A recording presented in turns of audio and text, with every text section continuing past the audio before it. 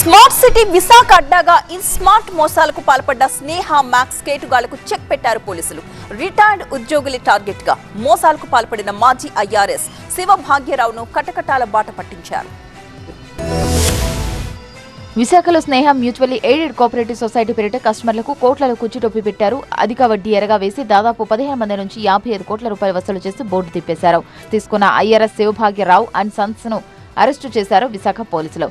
ముద్దాయి Bhagyarao retired IRS officer, 2 కొడుకులు ఉంటే వాళ్ళను కూడా అరెస్ట్ చేయడం జరిగింది. మోసం చేసిన వాళ్ళు జైల్లో ఉండాలి. బాధితులు వాళ్లకు త్వరలో జస్టిస్ న్యాయం జరగాలి.